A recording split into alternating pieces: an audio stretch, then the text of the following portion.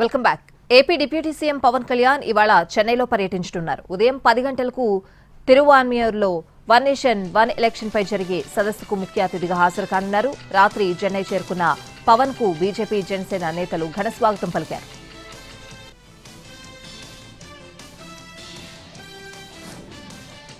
రెండు రోజుల్లో tea cabinet విస్తరణ, పీసీసీ కార్యవర్గంపై క్లారిటీ వచ్చే అవకాశం ఉంది. ఇవాళ కేసీ వేణుగోపాల్తో మరోసారి సీఎం రేవంత్ భేటీ కానున్నారు.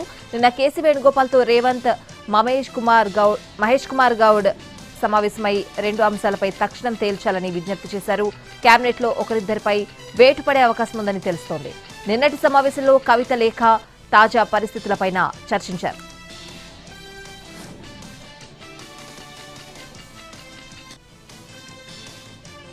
తెలంగాణ కాంగ్రెస్ బీసీ నేతలు ఢిల్లీ చేరుకున్నారు. ఉదయం 11 గంటలకు పార్టీలో బీసీ ఎమ్మెల్యేలు, మంత్రులు, కార్పొరేషన్ చైర్మన్లతో కాంగ్రెస్ పెద్దలు సమావేశం కానున్నారు. ఈ సమావేశానికి కాంగ్రెస్ జాతీయ అధ్యక్షుడు ఖర్గే, ప్రధాన కార్యదర్శి వేణుగోపాల్ హాజరవుతారు. తెలంగాణలో కాంగ్రెస్ ప్రభుత్వం కులగణన చేసింది. దీనిని ప్రజల్లోకి తీసుకువెళ్లే అంశంపై ఎలాంటి కార్యాచరణ చేపట్టలేదు. ప్రభుత్వం చేసిన కులగణన దేశానికి రోల్ మోడల్ అయిన నేపథ్యంలో దీన్ని విస్తృతంగా ప్రచారం చేయాల్సిన అవసరం ఉందని పార్టీ భావిస్తోంది. అయితే ఎవరూ ఆ విషయం పట్టించుకోలేదు అనేది ఓపెన్ టాక్. ఈ విషయంలో నేతలకు కాంగ్రెస్ అధిష్టానం దిశానిర్దేశం చేయబోతోందని సమాచారం.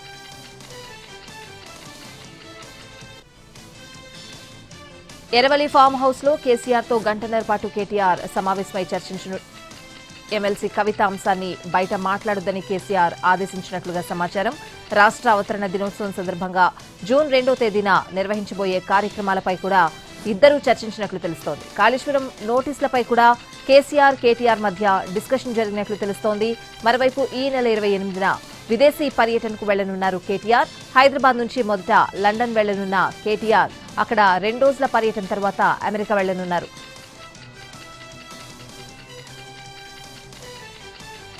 థియేటర్ల బంద్ ప్రతిపాదనకు, ఆ మీటింగ్ కు తనకు ఎలాంటి సంబంధం లేదని క్లారిటీ ఇచ్చారు నిర్మాత అల్లు అరవింద్.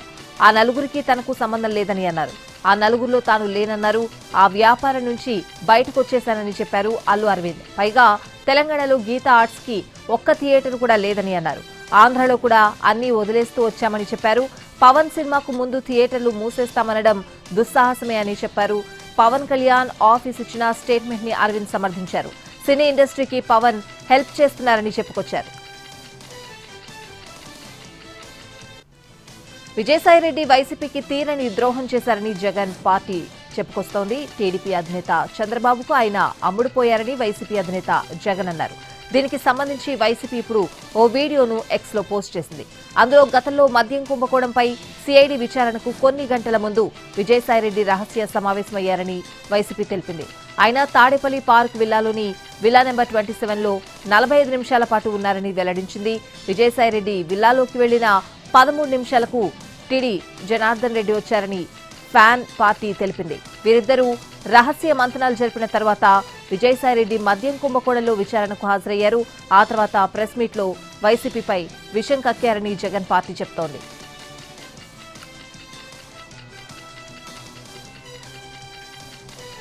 మాచర్ల మాజీ ఎమ్మెల్యే పిన్నెల్లి రామకృష్ణారెడ్డి, ఆయన సోదరుడు వెంకట్రామరెడ్డిపై కేసు నమోదైంది.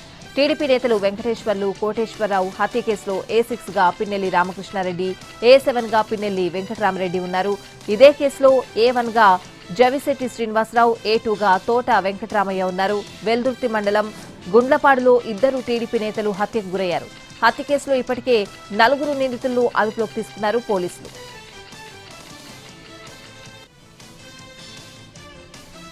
ఏపీపీఎస్సీ అక్రమాల కేసులో పీఎస్ఆర్ మధుసూదన్ తొలి రోజు కస్టడీలో పోలీసులు ప్రశ్నల వర్షం కురిపించారు. 9 గంటల పాటు సుదీర్ఘంగా విచారించారు. ఏపీపీఎస్సీ అక్రమాల కేసులో ఐపీఎస్ అధికారి పీఎస్ఆర్ A1 గా, మధుసూదన్ A2 గా ఉన్నారు. దీంతో ఇద్దరు నిందితులను కలిపి ప్రశ్నించారు. 30కి పైగా ప్రశ్నలు అడిగినట్లు తెలుస్తోంది. గ్రూప్ 1 మెయిన్స్ పరీక్షల మూల్యాంకనం శాస్త్రీయ పద్ధతిలో ఎందుకు చేయలేదని పీఎస్ఆర్ ను ప్రశ్నించారు పోలీసులు. సైన్ మీడియా సంస్థకు ఏ విధంగా కాంట్రాక్ట్ ఇచ్చారు, ఆ సంస్థకు నిబంధనల ప్రకారం కాంట్రాక్ట్ ఇచ్చే అవకాశం లేకపోయినా ఎందుకు కాంట్రాక్ట్ ఇచ్చారని ప్రశ్నించారు. ఆ సంస్థ డైరెక్టర్ A2 గా మధుసూదన్ పాత్ర ఏంటి అని ప్రశ్నించారు. 1,14,00,000 సైన్ మీడియా సంస్థకు చెల్లించగా మిగిలిన 60 లక్షలు ఏం చేశారని ప్రశ్నించారు.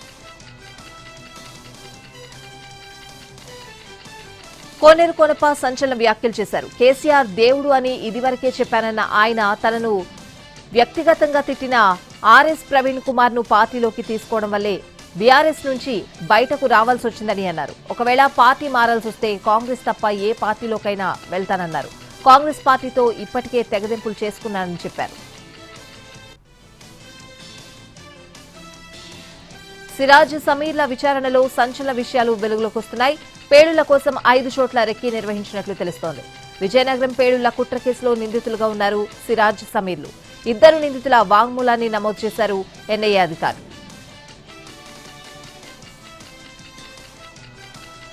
వికారాబాద్ లో కురుస్తున్న భారీ వర్షాలు రైతుల ఆశలపై నీళ్లు చెల్లాయి.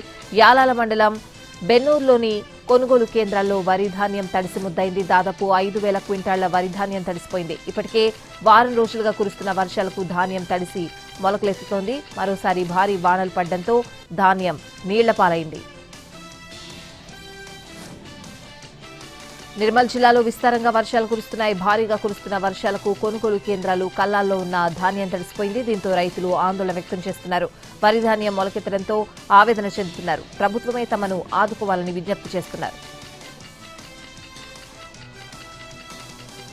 నైరుతి రుతుపవనాలు దేశంలోని పలు ప్రాంతాలకు విస్తరించాయి. పశ్చిమ మధ్య, తూర్పు మధ్య అరేబియా సముద్రంతో పాటు కొన్ని ప్రాంతాలకు, కర్ణాటకలోని కొన్ని ఏరియాలకు, గోవా అంతటా, మహారాష్ట్రలోని కొన్ని ప్రాంతాలు, పశ్చిమ మధ్య, ఉత్తర బంగాళాఖాతంలోని మరికొన్ని ప్రాంతాలు, మిజోరాంలోని కొన్ని ప్రాంతాలు, మణిపూర్, నాగాలాండ్లోని కొన్ని ప్రాంతాలకు నైరుతి రుతుపవనాలు విస్తరించాయని హైదరాబాద్ వాతావరణ కేంద్రం వెల్లడించింది.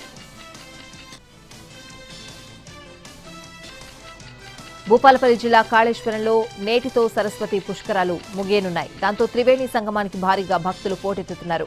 వేకువజాము నుంచి తెలంగాణ, ఏపీ, మహారాష్ట్ర, ఛత్తీస్గఢ్ రాష్ట్రాల నుంచి లక్షలాది మందిగా భక్తులు తరలివస్తున్నారు. ఎన్డీఏ పాలిత రాష్ట్రాల సీఎంలు, డిప్యూటీ సీఎంలతో ప్రధాని మోడీ సమావేశమయ్యారు. కులగణన ఎన్డీఏ ప్రభుత్వం 3వ అధికారంలోకి వచ్చి ఏడాది పూర్తవుతూ ఉండడం, కేంద్ర ప్రభుత్వం చేపట్టిన సుపరిపాలన అంశాలు ఈ సమావేశంలో ప్రధానంగా చర్చకొచ్చాయి.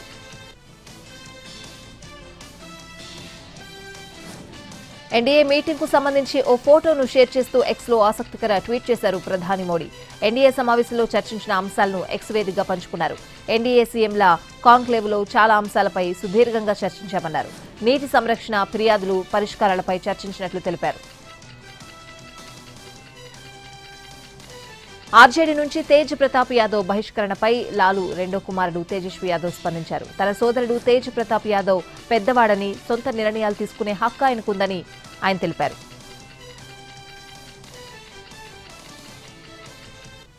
ఆర్జేడీ అధినేత లాలూ ప్రసాద్ యాదవ్ ఇంట్లో ముసలం పుట్టింది. పెద్ద కుమారుడు మాజీ మంత్రి తేజ్ ప్రతాప్ యాదవ్ ను పార్టీ నుంచి 6 ఏళ్ల పాటు బహిష్కరించారు లాలూ ప్రసాద్.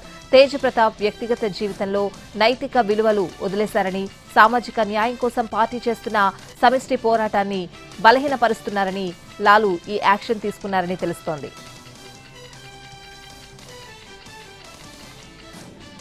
ఆపరేషన్ సింధూర్తో ఉగ్ర చర్యలను సహించేదే లేదని స్పష్టమైన సందేశాన్ని భారత్ పంపిందన్నారు కాంగ్రెస్ సీనియర్ నేత శశి థరూర్.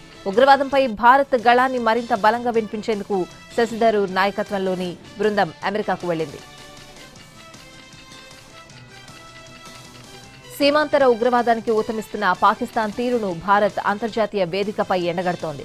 పలు దేశాలకు వెళ్లిన ఎంపీల బృందం విదేశీ ప్రతినిధులతో భేటీ అవుతోంది. ఇందులో భాగంగా ఎంపీ సుప్రియా సులే టీం ఖతార్లో పర్యటిస్తోంది.